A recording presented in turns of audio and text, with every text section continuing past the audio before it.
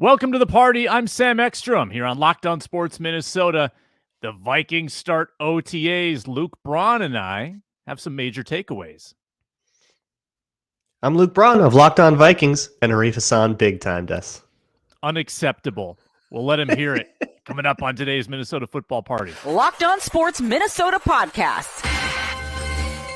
It's endless Minnesota Vikings talk with the diverse voices of your local experts. It's time for the Minnesota football party. It's your guys hanging out talking next level Vikings football. So join in with Pro Football Network's Arif Hassan, Locked On Vikings Luke Braun, Superior Sports Talk's Luke Inman, and Vikings insider Sam Ekstrom, plus the biggest names in Minnesota football for the Minnesota football party. And it starts now.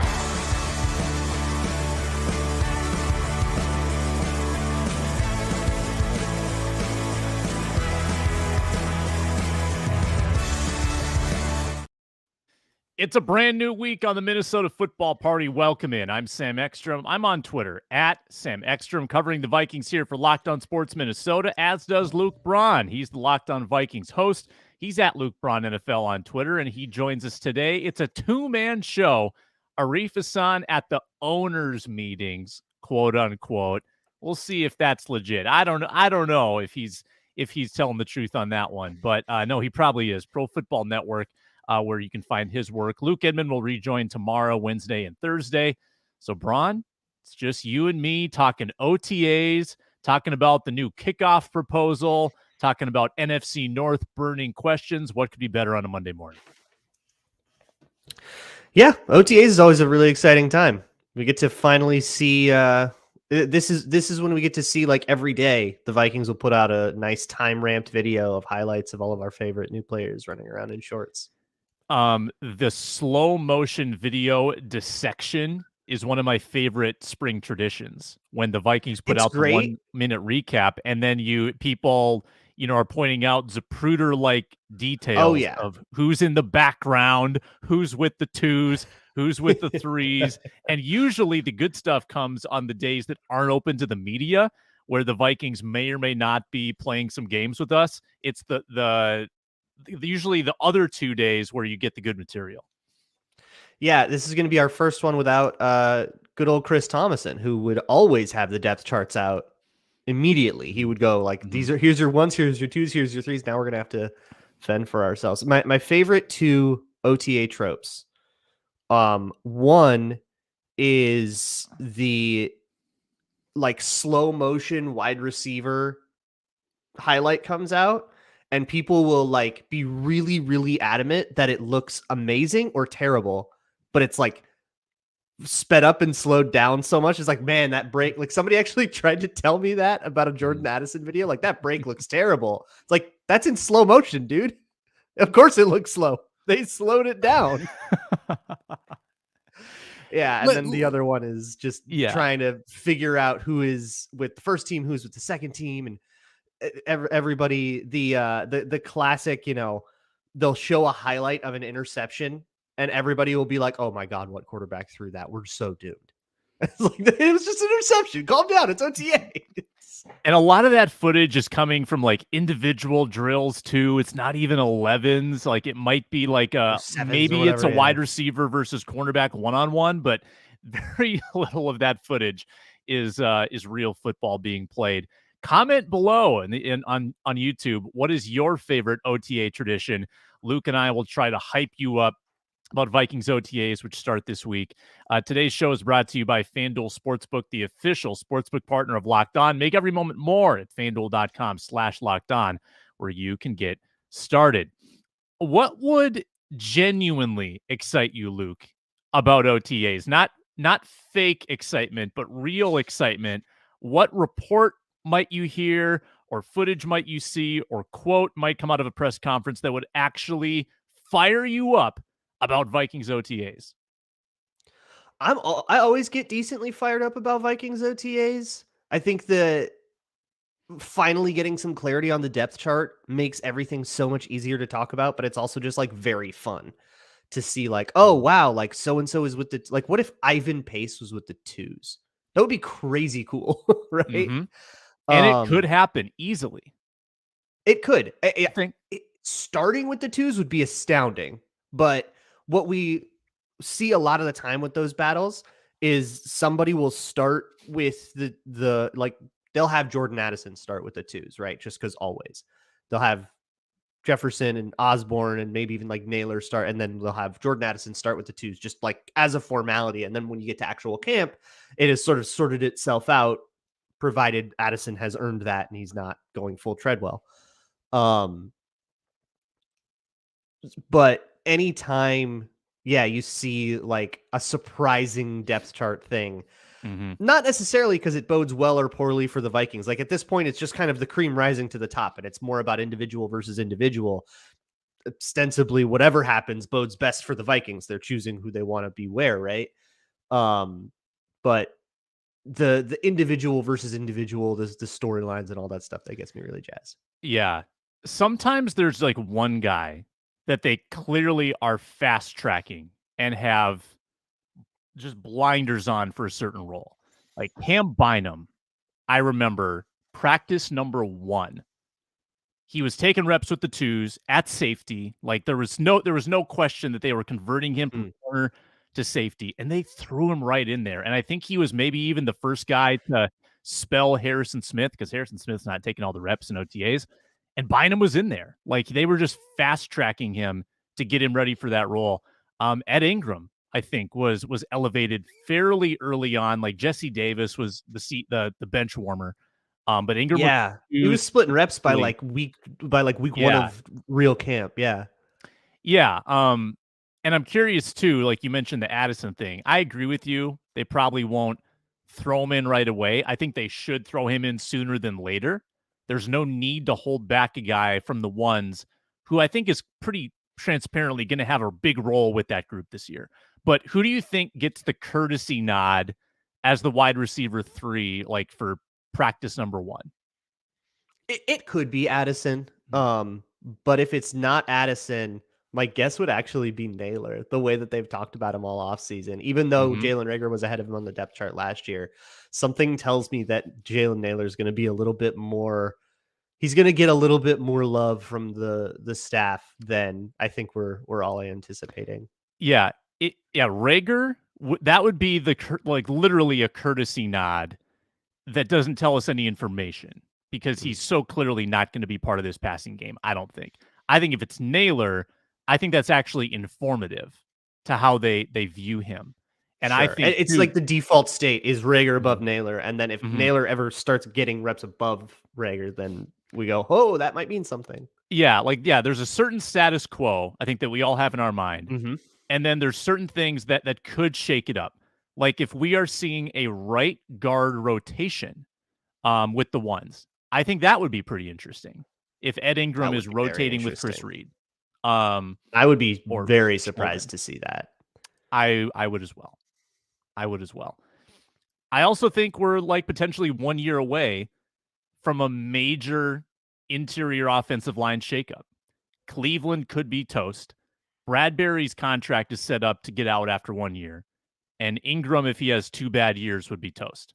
Like all 3 of them, I think, are playing for their spot next year. Probably least of them, Bradbury, most of them, Ingram, and Cleveland could be playing for another contract with another team. Right. But I think they're really banking on the cohesion of that group. And that's what they've said. We brought everybody back. We know the plays. We've got the communication down. And they're not going to mess with that by putting someone else in that Ed Ingram spot if Ingram is the, 80% favorite to win that job. So I agree that it would be a surprise to see anything on the offensive line.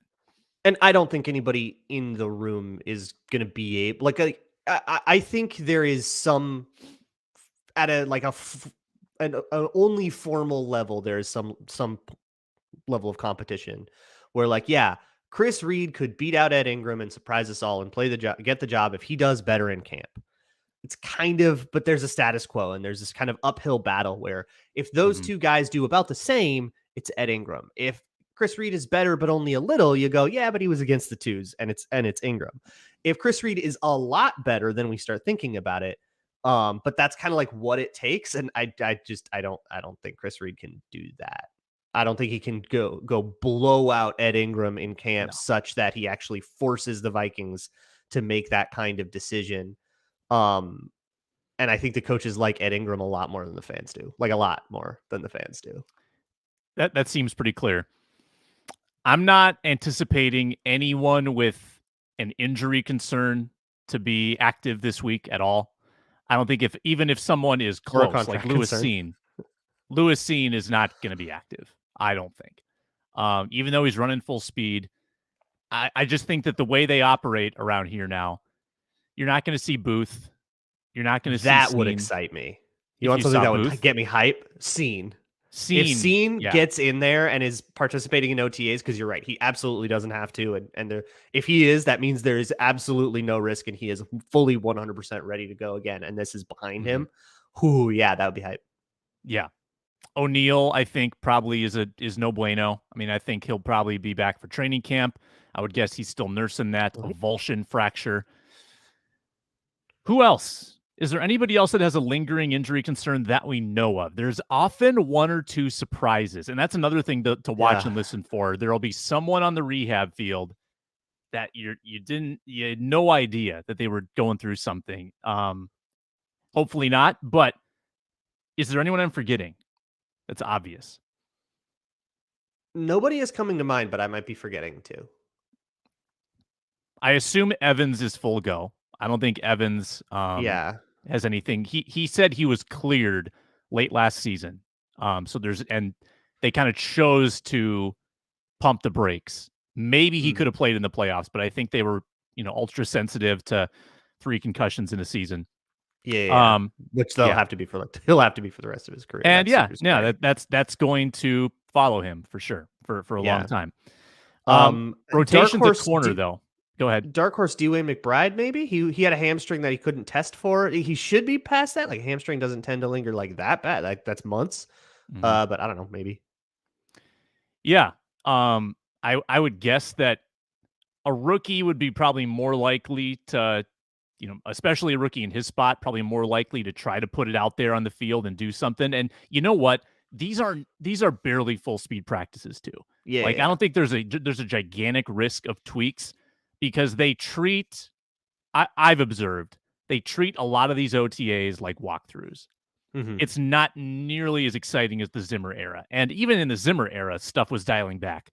But there was an occasional spirited Zimmer practice where you're actually pretty entertained watching it. And they had a lot of veterans on those later teams, and they all showed up. Like, people actually wanted to work and practice, and Zimmer encouraged that.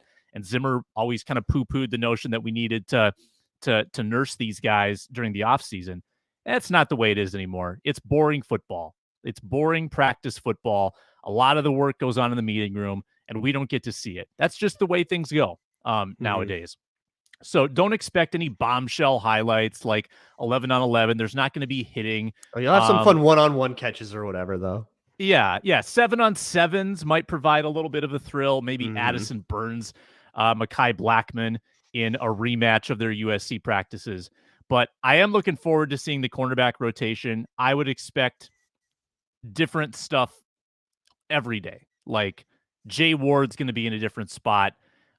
Evans and Blackman, Williams might even get the veteran courtesy nod there in that rotation. We'll see. But I would love to get confirmation from the coaching staff. And that's a question I'll contemplate asking is this a wide open competition in your mind, to see if they say, yes, it is, or if they kind of lean on, well, we're really excited about a Caleb and Andrew.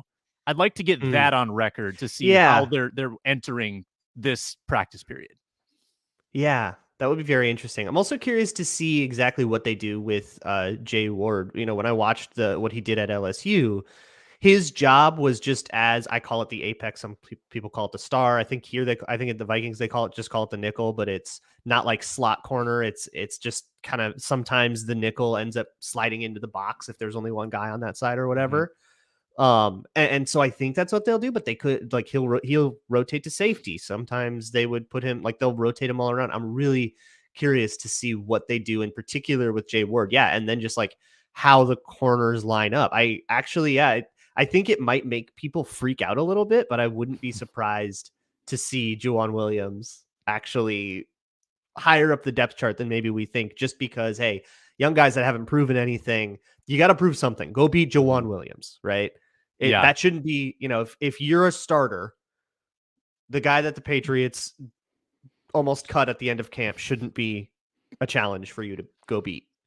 But also, like last year, OTAs were not really a competitive moment at all. It was install. And Kevin O'Connell was like public about it. He was like, we're not really evaluating. And I told the players we're not really evaluating. This is be comfortable, just learn. This is a place where you can learn, you can make mistakes. We're not going to kill you for it because we're all just learning all this new stuff. So I wonder if maybe they go a little faster. Great point. Really great point. And Kirk Cousins talked about how he was having a hard time even calling plays early last year because of the he had gotten it like 2 days ago. Yeah. Mm-hmm. Yeah. No, for sure. And I know they have to, there are so many rookies still that they have to cater to a little bit. They can't completely leave them in the dust. Always. There's always like, and probably frustrating for veteran players. This is why they hate practicing in the off seasons, is because it is like coddling some younger players along and literally starting from square one and then building it up. And for a lot of guys, it's probably an eye roll to have to do that, like a Harrison Smith. But you have to go through those paces because that's the core of the team, or the young guys who have to learn this stuff. I have one more question for you defensively.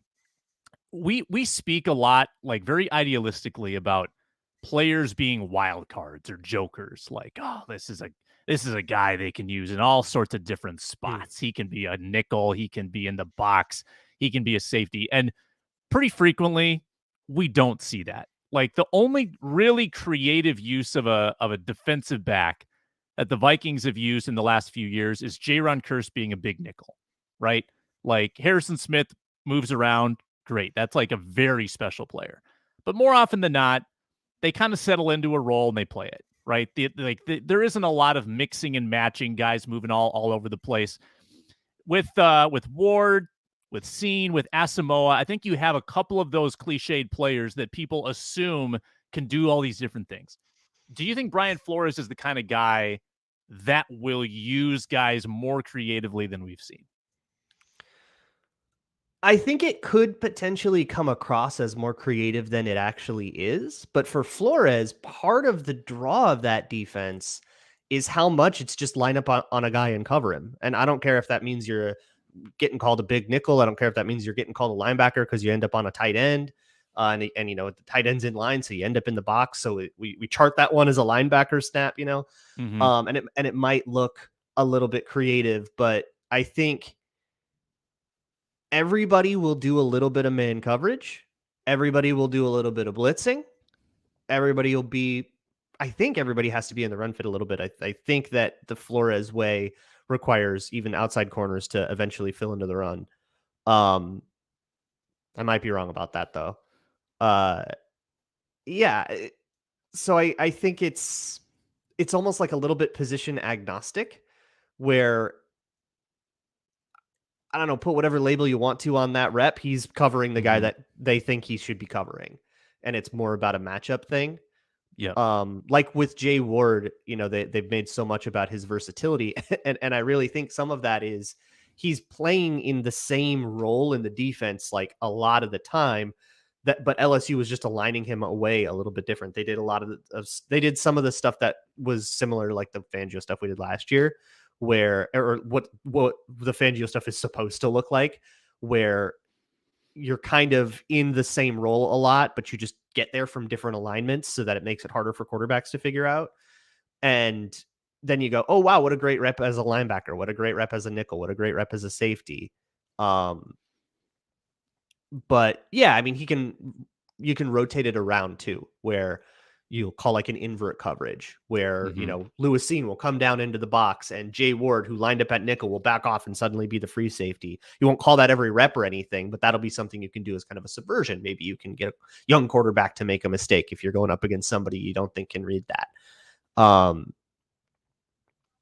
So you can do all of that stuff, but I think that's just like it's just going to be in the nature of Brian Flores' defense that everybody's going to move around a little bit.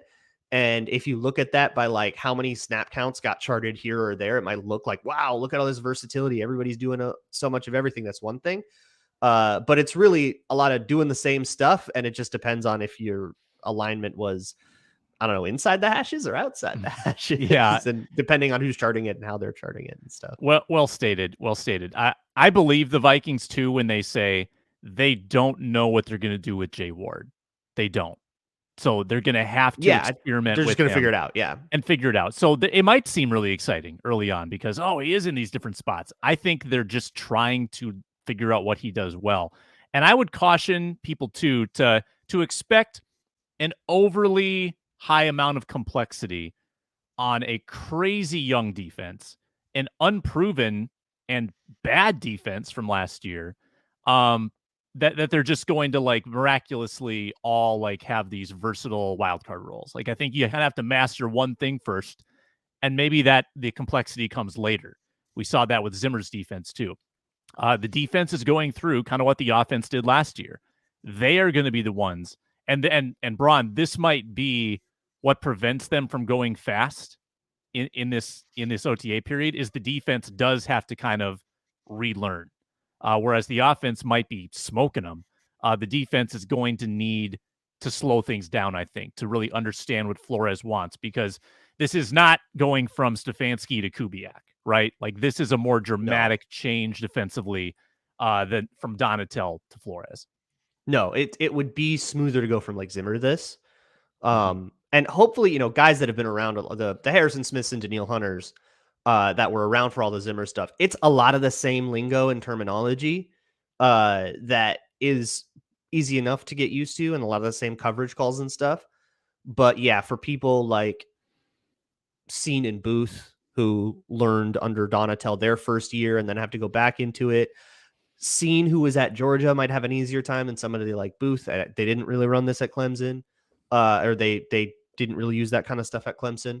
So yeah, that might be a reason why things go a little slower. And the other thing I should mention when we talk about these DBs, don't evaluate them in OTAs, especially in 1-on-1 and 7-on-7, because corners, secondary, defense in general, at a huge disadvantage. Imagine how hard things would be on the cornerbacks if the defensive line didn't win a single rep for an entire game. No pressures, no sacks. Imagine how hard things would be on. And you had no help. You had no help. Yeah, with the 1-on-1, and you have no help. It's really what you're looking for defensively with 7-on-7 is, did people pass things off correctly and stuff? That's what the coaches are using it for. And then obviously, ball comes your way, go make a play. We'll go do your best. But I don't think it's the best evaluative tool, whereas like O-line, D-line 1-on-1s can be a little bit better of an evaluative tool. Where it is like O-line does get help, but giving O-line help is like kind of a costly thing where you have to, he's struggling. We got to slide the protection over his way. So the ability to win without any help is easier to expect from an O-lineman, and also more important to expect from an O-lineman. So those 1-on-1s can still be kind of helpful. And sometimes they are run with like, they'll have somebody kind of pass set there, not actually help, but like be in the way they're supposed to be and stuff. So that can be a better tool. But if you see Jalen Naylor totally dunk on Mekhi Blackman in OTAs, don't freak out. Don't freak out about anything in OTAs, actually. That's a good rule. Don't unless somebody gets hurt, like don't freak out about anything in OTAs. It's just OTAs. We can chill. Go mow your lawn. Those nice 1-on-1s, and hey, if you want to freak out, I fully endorse it. Let's I mean I'm fine with it. Inside you there are two wolves. It's I've come to, you got to find excitement somewhere. It's a long summer. So if you want to freak out over OTAs and have big opinions, by all means do it. Luke Braun will bring you back to earth. But if you want to be up in the clouds, that's totally fine. I love wide receiver cornerback 1-on-1s. And I think it can be informative for the wide receiver more so than the cornerback, because you can often kind of watch the cream rise to the top. Like if these guys are making tough catches in a contested situation? How's their footwork? Are they winning with ease, or are they struggling to separate? How are they at tracking the ball? I think all of that is very informative for the wide receiver. And it is, they have the advantage, certainly. So if they're losing on a regular basis, that is also informative to say, oh, okay, that's a problem. You should be winning these like 3 out of 4, 4 out of 5 in those situations. So that's something we'll be watching for as well. How about some Josh Oliver talk? We haven't talked enough about Josh Oliver. Sure. After I tell you that today's brought to you by FanDuel Sportsbook. It's a fast break in the NBA playoffs right now, and the Heat are basically uncontested in that Celtics series. The Nuggets, they are mopping the floor with Luke Braun's LA Lakers. And it's hey, no. I'm a Clippers fan. I'm sorry. Don't you dare put the Lakers on me. You can wager on those games. Will there be a sweep? I think the Lakers are favored to win game 4. Can they avoid elimination? You can bet that at FanDuel.com/lockedon and get the no sweat first bet if you're a new customer, up to $1,000 back in bonus bets if your first bet doesn't win. They've got awesome promotions at FanDuel, including a current bet 5, get 150 for your first bet as well. Paid instantly when you win. Easy to use FanDuel Sportsbook app. FanDuel.com/lockedon to learn more about that no sweat first bet. And you can bet on the playoffs at FanDuel. It's an official sports betting partner of the NBA. We haven't done this segment in a while. We've only got 2 of us, so it's more of a 2-minute drill, but we like to call it the 4-minute drill. Start the clock. It's time to execute the 4-minute drill. If you want to take 2 minutes each, I guess we could make it 4 minutes, Braun. 2 + 2 = 4. Josh Oliver, big signing in the offseason, very little hype. I think that's what happens when you sign a blocking tight end. Nobody talks about them. Sure. But now that you've got this fancy new weapon in Jordan Addison, I think it muddies the waters about what Josh Oliver actually is going to represent to this offense. What do you think his role is going to be, Luke Braun? You're on the clock in the 4-minute drill. Yeah, I think I saw a PFF article that said they signed Josh Oliver to replace TJ Hawkinson, whose contract is like very. Yeah, clearly. I saw that too. Hilarious. Like what? No, so his role is going to be as I don't know what letters they use for what. I'm going to call it like the F. And it's a kind of tight end. You see it a lot in 12 personnel. Where that is going to be a lead blocker a lot of the time. I think that the Vikings are going to do Shanahan stuff. The second they signed Josh Oliver and then like a week later they extended CJ Ham, it's like, okay, they're into this kind of like skill player blocker type thing. Kevin O'Connell's talked a ton about how they want to fix the run game. This seems to be their plan to do it. Last year when they did their run game, it was a zone duo mix, and that was basically it. They had like 4 run plays, and they didn't really install a lot of subversions on that because really they were just doing it to set up play action. That's all they really needed out of the run. So they didn't really pay attention to the run. They didn't try to get it going. They didn't really try to figure out how to get around the way that other teams were playing them in the run. They really just needed to run it enough to keep the defense honest so they could do a play action play. I think it's going to be a lot more serious, and it's going to be Josh Oliver as a lead blocker. Sometimes instead of CJ Ham as a lead blocker, maybe you do 21, 12 personnel, depending on how the other team is going to respond to those things. Maybe with Josh Oliver out there, they have a big nickel type safety that they like, but with CJ Ham out there, they've got a linebacker that they like. And maybe you'll use CJ Ham more in that game because you want that linebacker on the field to throw against. And then maybe in another game, you want Josh Oliver because you really like throwing against that big nickel. You don't think he's very good. And maybe sometimes you'll do both. You'll have CJ Ham and Josh Oliver and a 21 personnel, and you send TJ Hawkinson to the sideline for a run rep. Having that versatility and being able to rotate all those guys around, you're going to kind of see all of these skill players drop their snap counts a little bit. But that's going to give them a wider range of tools. Beautiful. I think that's a great look into schematically how they're going to use him. And I kind of broke down for my 2 minutes, just in terms of workload, how often I think he's going to be on the field. Because you've got these two, the angel and the devil on the shoulder, right? If you're O'Connell, right? You've got the Rams influence And then you've got the Shanahan side, which it seems like he wants to be. But then there's Jordan Addison complicating matters. So if you look at the true 2 tight end offenses, so Josh Oliver's previous offense in Baltimore, where it was Andrews and then Oliver, a lot of very run heavy. Oliver was on the field 47% of the time last year.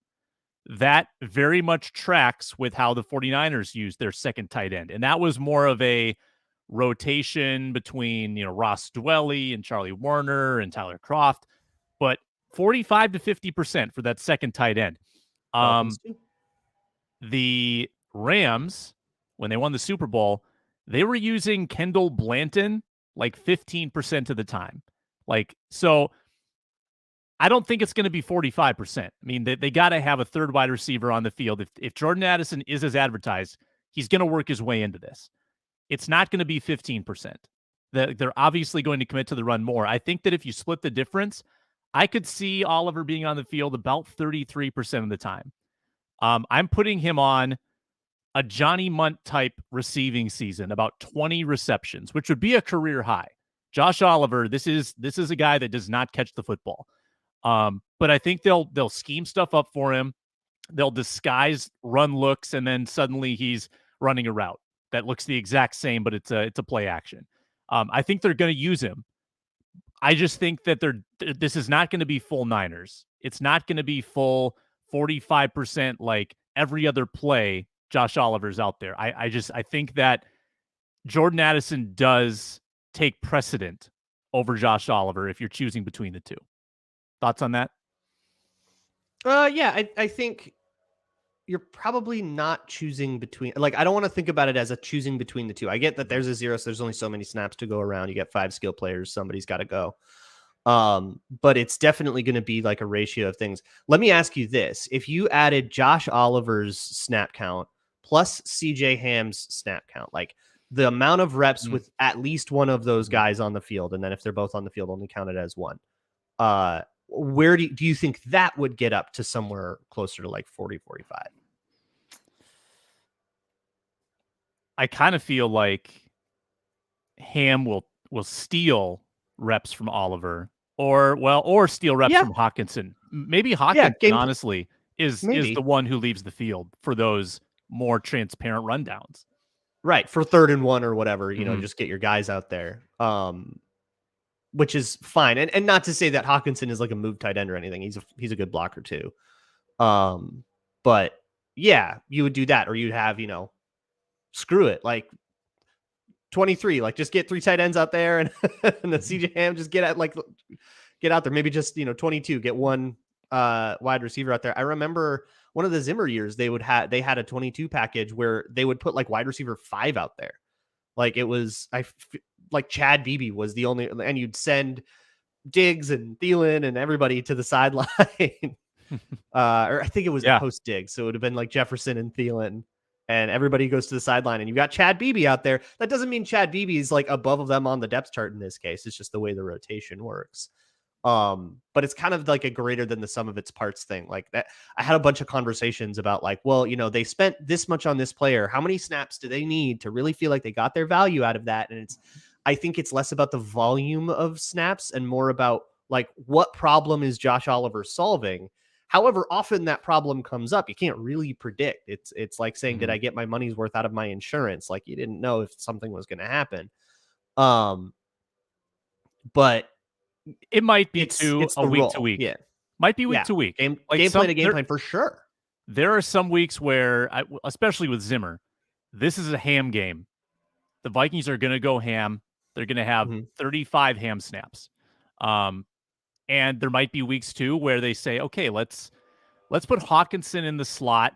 Let's put Oliver in line, and we'll have Jefferson and Addison on the boundaries. And they'll have the 2 tight ends. They'll have the 2 receivers, and running back du jour in the backfield. You're right. There probably are more creative ways to look at it than simply exchanging the second tight end for the 3rd wide receiver. That is not like gospel. Maybe they'll go empty, have all 5 of them. I don't know. But I think Josh Oliver's role is another exciting bit of the OTA minicamp program. to see what exactly they're doing with him and what looks they're showing with him on the field. Is he always in line? Is he accompanied by a fullback, and how often? That he is a very compelling piece of this offense to me because of the investment in him, and how it jibes with this first round pick. Because I think fans, if Jordan Addison is losing snaps to Josh Oliver, I don't think fans would love that. Like if the running game is not exquisite. So I think that's an interesting line to walk for this coaching staff. Right. And you have to look at it too. It's like, okay, are they using guys as much as I want? Yes or no? But the first question has to be, okay, but is the offense good? If the offense is top 5, but they're not using Jordan Addison as much as you want, it's like, okay, they have figured out a formula that works. And when they do put Addison on the field, they're probably getting explosives out of that if they're a top 5 offense or whatever. You have to look at that. I'll be curious to see, and I probably won't be able to tell. If you're there, you'll be able to tell. Because at OTAs, you're doing the staples. You're not, you're not putting in anything that you're not going to be willing to show preseason game week 1. You're not installing the super special secrets or anything like that. So what are the staples? Are they going to do a whole bunch of outside zone? And it's like, okay, they're still an outside zone team, and maybe they're just kind of setting up for some subversions this offseason. Or do they run a bunch of power? Like, do they have a bunch of pullers? Do they run counter where they've got a guard and Josh Oliver pulling? What do they install and spend the most time on in OTAs will kind of tell you not only what their run game is probably intended to look like, but also what kind of play action are they trying to set up? Because if they run a lot of zone, that's a different kind of bootleg than the kind where you run power. It's going to be like those are different play calls. I'll be really interested to see if I can tell from just what the Vikings post, but if you can tell too from what you can actually see at OTAs. Allow me to caveat as well that last year word got out in stunning fashion, like, oh, stop the presses, that Dalvin Cook was being used in the passing game. That was reported, obviously, because that's what you do at OTAs. Dalvin Cook caught some balls. This upset members of the Vikings coaching staff that this big secret leaked out. That was upsetting to them. And that precipitated the request from the Vikings to withhold all video at training camp. Luke, you were there. You probably saw the big notice on the scoreboard. Oh, that's right. Yeah. All that to say. No video recording. No video. Yeah. All that to say, we are definitely, not only are we not going to see their secrets, we may not even see their staples. They may have ultra paranoia about stuff that they're putting out there, especially with new players like Addison. Go install something you're not going to run at OTAs. Great way to bring a rookie along. Yeah. Hey, guys, please don't report on this. We're going to show a 3 tight end set. Oh, God. Tight ends. Oh, my goodness. Yeah, that's right. And what's really funny about that is that you got out there in week 1 and everybody was worried, oh my God, you just told the Packers. I remember I had YouTube comments because I was talking about, okay, this is the McVay offense. This is how it works. I was talking really broad strokes, mostly about the 2021 Rams. Here's what they did. I think they'll probably do something similar. And I had YouTube comments that were like, did you just let the Packers win? It's like, okay, if they need to watch a podcast to figure out what the Vikings are doing, they were doomed. And then it turned out that they weren't prepared at all for what the Vikings were doing in that week 1 game. So it's like, apparently they didn't listen. Maybe they should have. Maybe they should have listened to all of the Vikings media stuff and gotten a couple more tips, because that first game did not go great. No, it didn't. I probably riled up the Vikings fan base most when they were about to lose to the Lions in week 3. And then this is before the comeback. I tweeted, if only there hadn't been so many videos taken at Vikings training camp.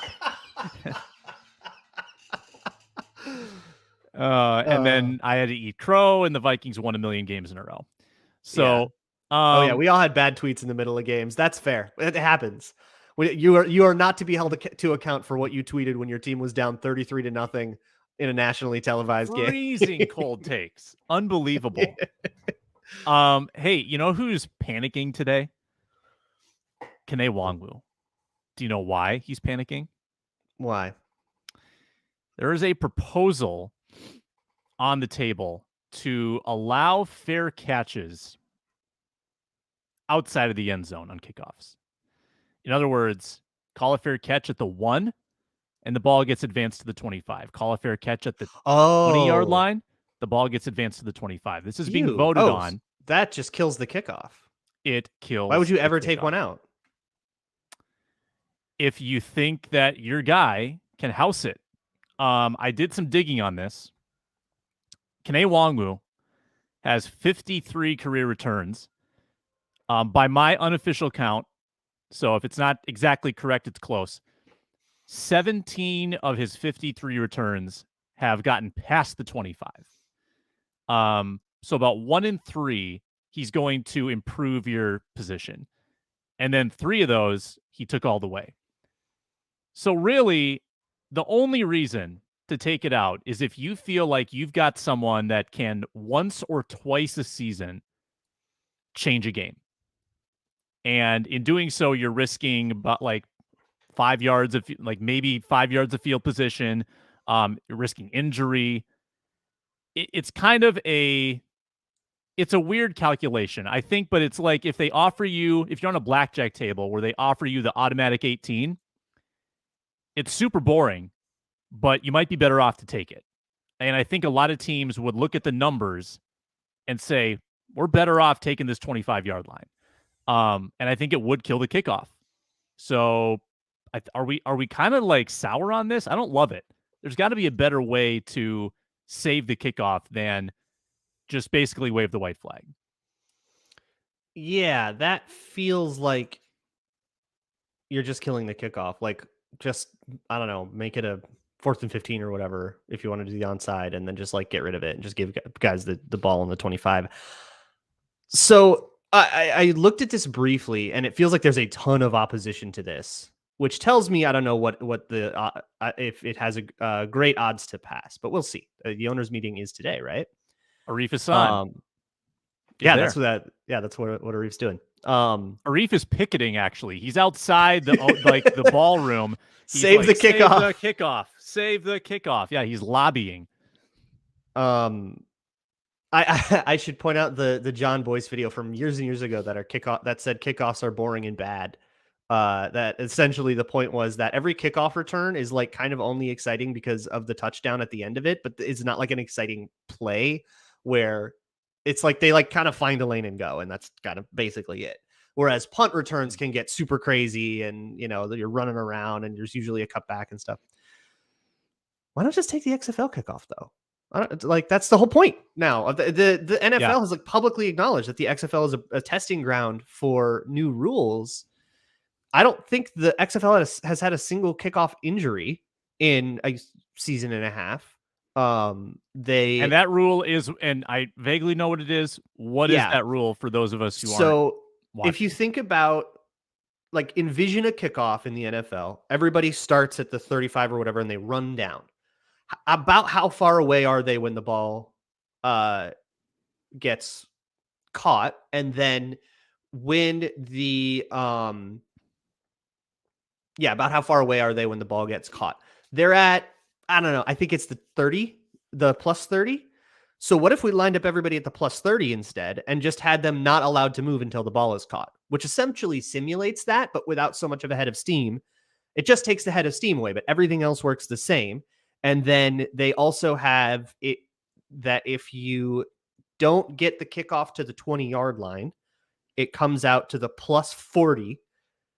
And I believe the same thing happens on a touchback. So no kicking out of the end zone. We will have kickoffs. We'll have the excitement of a kickoff return. But we're going to take the head of steam out so that it's like significantly less dangerous. I think it has been a rousing success. It's accomplished all its goals. There's been more kickoffs. There's been exciting kickoffs, and they've taken the injuries out of it. I don't know what the NFL, it's like they don't want to, are they worried that it's not their idea? That it's not somebody that was on the competition committee, and that they like just take it from the XFL. That's what it's there for. I love that. That is so much better, and I hope Arif Hassan's picketing works, because not only do I want to save Kene Nwangwu's job, but I also want a better alternative than a fair catch every time. I'm super curious as to the running back depth chart, to be honest. I think Nwangwu might be higher on it than we're anticipating. He just didn't get in, so we're going, oh, okay, he's just a kickoff specialist, and they love Ty Chandler. But Ty Chandler didn't get in either. And at the end of games, when Dalvin Cook was hurt and Madison was benched, like at the end of the Cowboys game, because it was, deep fourth quarter blowout, Nwangwu was the one getting the snaps. So Chandler was inactive a lot, I think. Yeah. Yeah, he was the scratch. And and I guess that's, you get in on special teams and you get to dress. Mm-hmm. So maybe that was the case. But I'm curious to see how the running backs line up to begin things here. I think that'll fluctuate a lot. Mm-hmm. Somebody will get hot in the preseason, and then that'll be the guy that gets the RB2 job. But I'm curious to see what like pole position is. Yeah, this is probably my favorite running back offseason in a while, legitimately. Yeah. And I'm least excited about the number one guy. I am much more excited about 2, 3, and 4 because for the first time in how long? Ever? I actually think that 2, 3, and 4 might do something. Like it's always been, okay. Yeah, who's to say one of them doesn't have a hot hand and then like it's November and we're going, is this guy actually the starter now? Yeah. Right. Like there's always been an unbenchable number one workhorse back. It went from Adrian to Dalvin. Directly. And a coaching staff that valued Dalvin a lot. Mm-hmm. So it's been a long time since we had this kind of like mystery around the running back position. And I love it. I'm here for it. Rapid fire to end the show. After I remind you that SiriusXM, new partner with Locked On Sports Minnesota, find all of our programming on the SXM app, as well as the local hometown broadcasts. Twins play tonight, hosting the Giants at 6:40 p.m. They're back home trying to build a winning streak up. You can hear the hometown broadcast on the SXM app. Search Twins. ESPN compiled the biggest question marks for every quarterback in the league, Luke Braun. I'm going to ask you their questions about the NFC North quarterbacks. I want quick answers, gut reactions. Are you ready? Yep. I'll save Cousins for last. Is Jared Goff good enough to lead the Lions to playoff success? No, he can't play on the road. Better be the 1 seed. I'm going to say yes. He reached the Super Bowl before. And this offense is great for him. And if you look at his peak, 2017 and the one road win, 60 touchdowns, 19 picks over 2 seasons, only 5% sack rate, 64%. I think he has it in him. I think he can. Jordan Love, is he ready? Boy, that's a good question. I have no earthly idea. They simplified the offense for him a lot when he came in against the Eagles, but that's kind of what you do with backups anyways, so that might just be normal. I guess that hints us toward no, but it's like 55-45. I legit have no idea. No, the answer is he better be ready. True. Otherwise, they're screwed. He is a first-round pick who had 3 years to percolate behind a Hall of Fame quarterback. And I know that Nathaniel Hackett sucked as a head coach, but elite offensive coaching between Hackett and what's his name? LaFleur. I was going to say McDaniels and then McVay, LaFleur. Yeah. They all blend together, all these Shanahan McVay guys. I know. All handsome. He better be ready. Young, well-groomed. Yeah. Great goatees. He better be ready after that. If he's not, the Packers are going to be in major dire straits. Did the Bears do enough to improve the group around Justin Fields?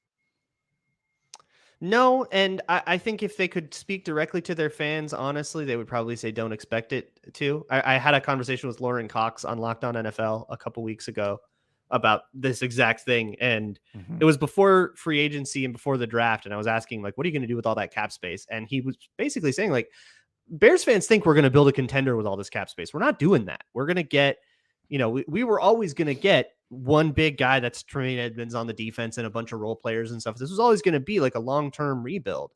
I don't think the Bears are going to be serious contenders within the bounds of Justin Fields' rookie contract, which at this point, there's only 2 years left of it. So it's not even that hot a take. And I don't think that they're expecting to be. Yeah, I think the answer is no. I think they improved the group around Justin Fields. Did they improve it enough? Yeah. No. Claypool is not really a wide receiver one. DJ Moore is a great piece. I think He's that was their wideout one. Yeah, that was a great acquisition. I think the question to me is like, is Justin Fields so special as a runner that it sort of nullifies the need for a phenomenal supporting cast? Because that offensive line did like add a big draft pick, and I think another guard as well.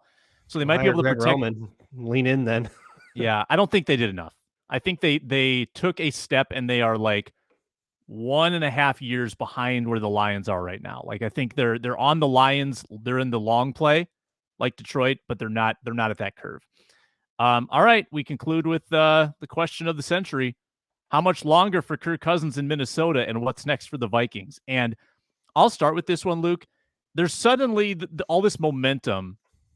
Seems like a leak that, well, hold on now. The Vikings don't really have a plan for next year. Kirk Cousins could be back. Everybody's realizing, whoa, they don't have one under contract. Stunning. Okay, so you can answer the question. How much longer for Kirk? Boy, what do you think? Kwesi woke up one day and logged on to overthecap.com and went, "Oh my God, we don't have a quarterback. Oh God. Just panicking like you're late for class. No, come on. They've got a plan, but it's not a singular. You don't want them to have a singular plan. You want them to have, plans on plans, right? Like Kevin O'Connell said in the draft, we got plans on plans on plans. It was in the draft video. This is what I've been saying all offseason, and I still firmly believe that this is the plan. I think that they would love to get a year on Cousins' contract, because I think they don't want to go into the 2024 draft without a QB. They don't want to have the need be that dire, right?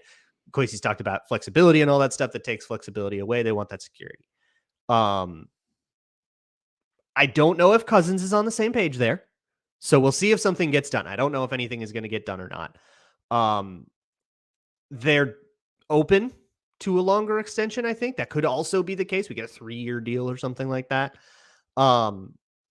That could be the case. That's not something that the Vikings have said as a non-starter. But again, if we're going to go with the Ben Gessling report, which I'm perfectly comfortable with, that Cousins offered a 2-year extension, 2024 and 2025, but it was fully guaranteed. And the fully guaranteedness of 2025 was a problem. And the Vikings said no.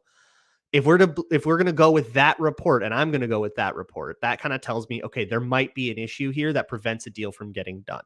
So I think, yeah, they'll try, right? They're going to try. They're trying with Danielle Hunter. They might even try again with Dalvin Cook. Who knows? But I think if I were to guess, I would guess that Kirk Cousins has one more year in Minnesota, maybe 2. But that would be a pretty loose guess. Yeah. The more I dwell on it, the more I think I agree with you. I mean, the national writers, whether they're informed or not, are extremely quick to dismiss Jaron Hall as any sort of threat. And I think I agree. Like, he's a 5th round pick. Yeah, you're never as fun. Yeah, as fun as he's going to be in preseason. They'll have to prove something to. Yeah, they're not. Yeah, they're not giving him the keys to the castle in 2024. He would probably have to compete with a bridge quarterback that is uninspiring. And then you're really accepting a mediocre season. I think there is definitely a chance. There is something on the table for Kirk to be back here. That dead cap of $28 million just screams that there's more at play here. There have been conversations about what the plan is with Kirk. And maybe it's sort of conditional, like, hey, Kirk, you prove it again. We'll come back to the table and we'll talk about this. I will say on that $28 million, I think I've never seen a team do this, so I don't know if maybe there's a rule I don't know about, but I believe we've never seen these huge dead cap hits and stuff. I believe if you wanted to, you could sign Kirk Cousins to a fake contract extension and then cut that contract extension post to June 1. You could say, okay, we're going to pay you, $30 million, all unguaranteed, and then we're going to cut that contract post-June as like a procedural thing and split that dead cap up a little bit more. That might help that. But if you didn't want to kick that can down the road, the Vikings are sitting on like $40 million after the Za'Darius trade. They're sitting on like over $40 million in cap space for 2024. We'll see how much is left after all the extensions that they have to do, but that does already earmark $19 million toward Justin Jefferson, that number, because it's already counting his 5th-year option when it was picked up. So I don't know if that 28 mil is that much of a non-starter. I think it's a solvable thing. It might not even be that much of a thing. When they signed Cousins to his extension, like right when Kwesi got here, that to me was like, okay, that is a feasible contract for him to play out and walk. And they have given themselves the option to just let Kirk Cousins play out and walk. They don't have, we were coming off of that $45 million year where we're going, oh my God, what are we going to do about that? It's like, okay, it's clear that they're going to extend him after that.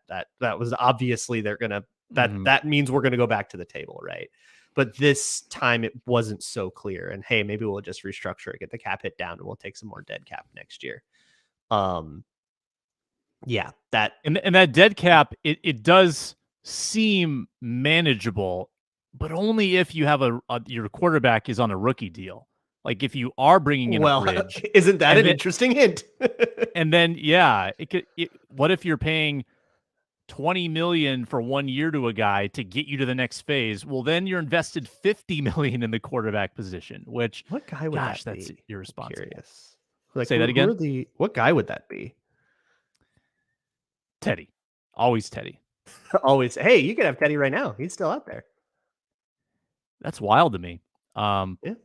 But yeah, that is very interesting. Would be Tannehill would be the guy if we wanted to just like have a different name on the exact same nonsense. There you go. Good show, Luke Braun. Arif Hassan will, I'm sure, have juicy nuggets for us from the owners' meetings on Thursday's show. Luke Inman back for the draft show tomorrow. I don't know what we're going to talk about. Maybe 2024 stuff.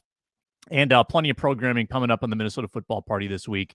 He's Luke Braun. He's at Luke Braun NFL.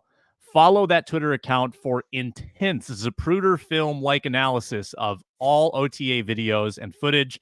You can follow my Twitter at Sam Ekstrom for some tweets from practice on Tuesday and press conferences on Wednesday as well. Back tomorrow on the Football Party on Locked On Sports Minnesota. Thanks, Luke. And we'll talk to you later in the week.